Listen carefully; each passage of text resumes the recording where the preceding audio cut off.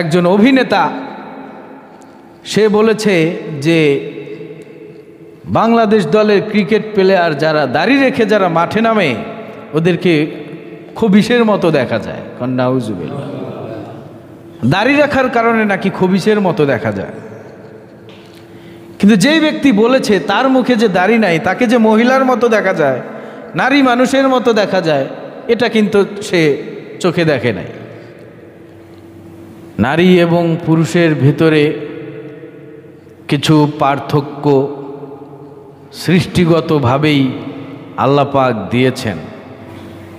চলনে বলনে কথনে সব কিছুতেই নারী এবং পুরুষের মাঝে পার্থক্য আছে, ভিন্নতা আছে।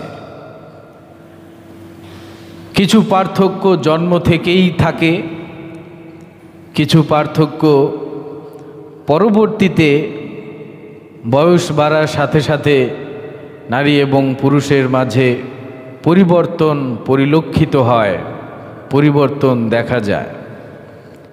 নারীরা, মহিলা মানুষ যতই বড় হোক, যতই বয়স্ক হোক, তাদের মুখে কখনো দাড়ি উঠবে না।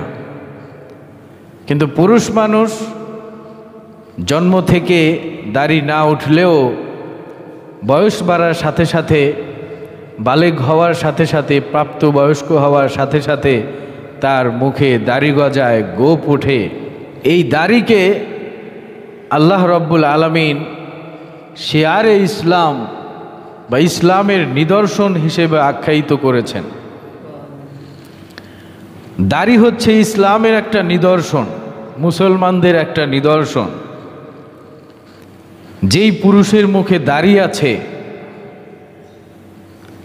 তাকে দেখতে সিংহের মতো লাগে। পুরুষ সিংহ বা মর্দা সিংহ বলি যেটাকে, ওই সিংহের মুখেও দেখবেন কেশর থাকে, দাড়ির মতো কেশর থাকে। আর যেটা মাদি সিংহ বা মহিলা সিংহ, ওটার মুখে কেশর থাকে না, দাড়ির মতো ওই লোমগুলো থাকে না।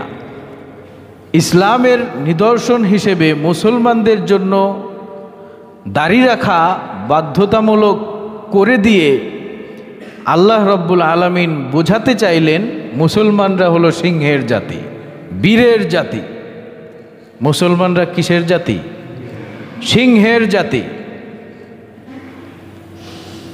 মুসলমানরা যে সিংহের জাতি, বীরের জাতি, ইতিপূর্বে ইসলামের ইতিহাসে এর বহু প্রমাণ রয়েছে। মুসলমানরা যে বীরের জাতি, সিংহের জাতি, এর অনেক প্রমাণ রয়েছে। 313 জনের কাছে 1000 কাফের ধরাশায়ী, চারটেখানি কথা। 300 জনের কাছে 1000 পরাজিত, 3000-এর কাছে 14,000 পরাজিত, 10,000-এর কাছে 1,00,000 কাফের পরাজিত। সুবহানাল্লাহ। মুসলমানরা যে বীরের জাতি, সিংহের জাতি, এটা ইসলামের ইতিহাসে বহু প্রমাণ রয়েছে। সব সাহাবীদের মুখে দাড়ি ছিল। হযরত আলী রাদিয়াল্লাহু তাআলা আনহুর মুখে চাপ দাড়ি ছিল, বড় বড় দাড়ি ছিল। হযরত আলী রাদিয়াল্লাহু তাআলা আনহু যুদ্ধের ময়দানে গিয়ে যখন গর্জন দিতেন, বলতেন, কার স্ত্রীকে বিধবা করতে চাও, কার মায়ের বুক খালি করতে চাও, আমার সামনে আসো। এইভাবে গর্জন যখন দিতেন, কাফেরেরা আলী রাদিয়াল্লাহু তাআলা আনহুর সেই বীরের চেহারা দেখেই ভয়ে পালাতো কাফেরেরা। কিন্তু আমরা ইসলামের এত বড় একটা নিদর্শন দাড়ি, এই নিদর্শনটাকে আমরা মুছে ফেলেছি। দাড়ি না রেখে ক্লিন শেভ করে নিজেদেরকে স্মার্ট মনে করি। এটা আমাদের একটা বোকামি। দাড়ি ইসলামের শেয়ার, ইসলামের নিদর্শন। একজন পুরুষ, সে যে পুরুষ তার প্রমাণ এটাই, তার মুখে দাড়ি আছে। দাড়ি যদি না থাকে, একজন মহিলা আর একজন পুরুষের ভেতরে পার্থক্য কোথায়? সাদৃশ্য বা বাহ্যিক তো তেমন কোনো পার্থক্য নাই, মহিলা আর পুরুষের ভেতরে বাহ্যিক কোনো পার্থক্য নাই। পার্থক্য এখানেই, পুরুষের মুখে দাড়ি আছে আর মহিলার মুখে দাড়ি নাই, এটাই হলো পার্থক্য।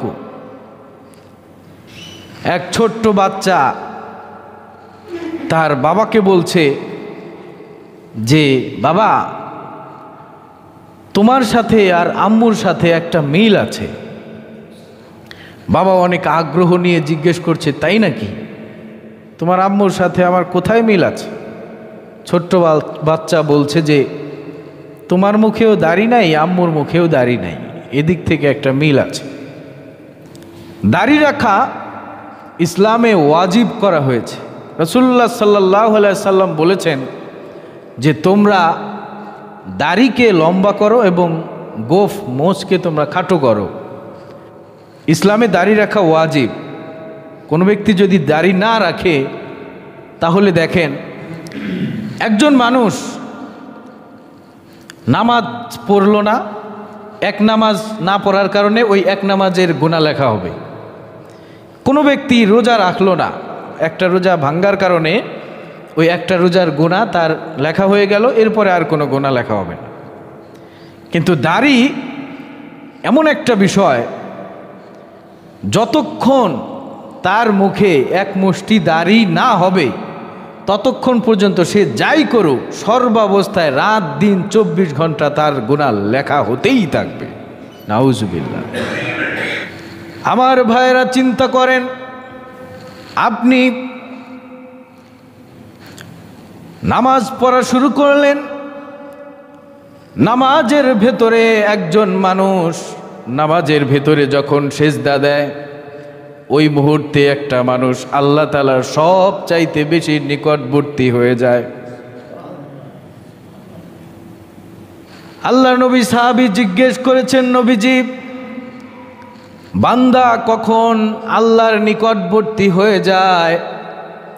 নবীজি বলেছেন, বান্দা যখন সিজদা দেয় তখন আল্লাহ আর বান্দার মাঝে কোনো পর্দা থাকে না, একদম নিকটবর্তী হয়ে যায়।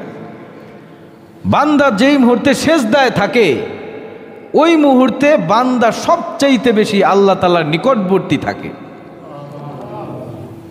এমন একটা সুন্দর সময়ে, এমন একটা সুন্দর মুহূর্ত, যেই মুহূর্তে আপনি আল্লাহ তাআলার সব চাইতে নিকটবর্তী আছেন, আপনি সিজদায় আছেন, আল্লাহর সাথে আপনি কথা বলছেন, কিন্তু আপনার মুখে দাড়ি না থাকার কারণে এত সুন্দর একটা মুহূর্তেও আপনার জন্য গুনাহ লেখা হচ্ছে। নাউজুবিল্লাহ। হজ করতে গেলেন, কাবা ঘরের গিলাফ নিয়ে শত শত মানুষ টানাটানি করে। কাবা ঘরের হজরে আসওয়াদে কোনো ব্যক্তি যদি চুমা দিতে পারে, চুম্বন খেতে পারে, তাহলে ওই ব্যক্তির আমলনামা থেকে সব গুনাহগুলো ঝরে ঝরে পড়ে যায়। আমার বন্ধুগণ চিন্তা করেন, এমন একটা সুন্দর মুহূর্ত, কাবা ঘরের গিলাফ ধরে টানাটানি করছেন, হজরে আসওয়াদে চুমু খাচ্ছেন, আপনার গুনাহগুলো ঝরে ঝরে পড়ে যাওয়ার কথা, কিন্তু আপনার মুখে দাড়ি না থাকার কারণে ওই মুহূর্তেও আপনার জন্য গুনাহ লেখা হচ্ছে। আরাফার ময়দানে যখন মানুষ অবস্থান করে, শয়তান সবচাইতে বেশি আফসোস করে ওই সময়ে। আরাফার ময়দানে যারা অবস্থান করে, দলে দলে লাগাতার ঢালাওভাবে সব মানুষকে আল্লাহ পাক ক্ষমা করে দিতে থাকেন, তখন শয়তান আফসোস করে রাগে গুসায় তার মাথার চুল ছিঁড়তে থাকে। শয়তান আফসোস করে, হায় হায়, আমার সারা জীবনের মেহনত, আমার সারা জীবনের পরিশ্রম সব নষ্ট হয়ে গেল। আমি চেয়েছিলাম মানুষকে জাহান্নামে নেওয়ার জন্য, কিন্তু আরাফার ময়দানে অবস্থান করে সব মানুষকে তো আল্লাহ পাক ক্ষমা করে দিচ্ছেন। এই বলে শয়তান আফসোস করে আর মাথার চুল ছিঁড়তে থাকে। এমন একটা কঠিন সময়ে ঢালাওভাবে মানুষ লক্ষ লক্ষ মানুষকে ক্ষমা করে দিচ্ছেন, ওই মুহূর্তেও আপনি আরাফার ময়দানে অবস্থান করেছেন, আপনার মুখে দাড়ি নাই, আপনার আমল নামায় গুনাহ লেখা হচ্ছে। যেখানেই থাকো, মানুষ যখন ঘুমিয়ে থাকে তখন কোনো পাপ করে কেউ?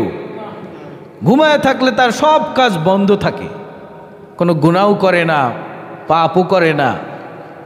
কিন্তু দাড়ি না থাকলে এই ঘুমের অবস্থায়ও তার গুনাহ লেখা হতে থাকে। নাউজুবিল্লাহ। খেলোয়াড়, বাংলাদেশ দলের, জাতীয় দলের খেলোয়াড়, ক্রিকেট প্লেয়ার, তারাও আলহামদুলিল্লাহ এখন অনেকেই দাড়ি রেখেছে, আপনারা দেখেছেন। এটা নিয়ে একজন ক্রিটিসাইজ করেছে।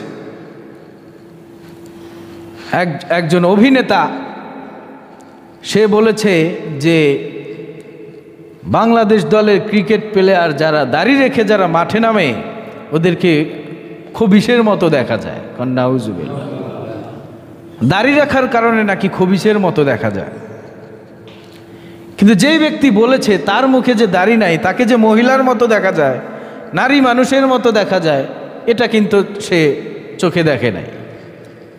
দাড়ি রাখলে এটা প্রমাণ করে সে যে পুরুষ, সে যে পুরুষ, তার ভেতরে পুরুষত্ব আছে, দাড়ি আছে, এটাই প্রমাণ করে। দাড়ি নাই, মহিলার সাথে তার সাদৃশ্য আছে, নারীদের সাথে তার সাদৃশ্য আছে। কেউ যদি দাড়ি না রাখে তাহলে দাড়ি না রাখার গুনাহ হবে, কিন্তু দাড়িকে যদি কেউ ক্রিটিসাইজ করে, অপমান করে, তাহলে সে কাফের হয়ে যাবে। ধরেন কেউ একজন নামাজ পড়ে না, সে সময় পায় না বা সময় সুযোগের কারণে নামাজ পড়ে না, সে নামাজ না পড়ার গুনাহ তার আমলনামায় লেখা হবে। নামাজ না পড়লে যে গুনাহ, তার গুনাহ হবে। কিন্তু কেউ যদি নামাজকে অস্বীকার করে বা নামাজকে অসম্মান করে, নামাজিকে ক্রিটিসাইজ করে, নামাজ পড়ার কারণে তাকে অপমান করে, তাহলে সে সঙ্গে সঙ্গে কাফের হয়ে যাবে। নামাজ না পড়া এক জিনিস, আর নামাজকে অস্বীকার করা আর এক জিনিস। যারা আজকে নামাজ পড়ে না, ভবিষ্যতে আমরা আশা করতে পারি আল্লাহ তাকে হেদায়েত দিবেন, একদিন না একদিন সে নামাজ পড়া শুরু করবে ইনশাআল্লাহ। কিন্তু যে নামাজ নিয়ে তামাশা করে, নামাজকে ক্রিটিসাইজ করে, নামাজকে অপমান করে, নামাজিকে অপমান করে, তার ভাগ্যে কোনোদিনও হেদায়েত জুটবে না, তার কপালে কোনো হেদায়েত নাই। সে কাফের হয়ে বেঈমান অবস্থায় সে মৃত্যুবরণ করবে। সুতরাং দাড়িকে অপমান নয়, দাড়ি এটা রসুলের সুন্নাত, রাসূলের ভালোবাসা। রাসূলের ভালোবাসা যার ভেতরে আছে, রাসূলের সুন্নাত যে আঁকড়ে ধরতে চায়, রাসূলের ভালোবাসা যে বুকে ধারণ করে, তাকে দাড়ি রাখতেই হবে। আজকে যে দাড়ি রাখছে না, একদিন সে দাড়ি রাখবে, আশা করা যায়। কিন্তু দাড়ি নিয়ে যারা ক্রিটিসাইজ করে, দাড়ি রাখার কারণে অবজ্ঞা করে, অপমান করে, তারা কোনোদিন দাড়ি রাখতেও পারবে না, বেঈমান অবস্থায় তাদের মৃত্যু হবে।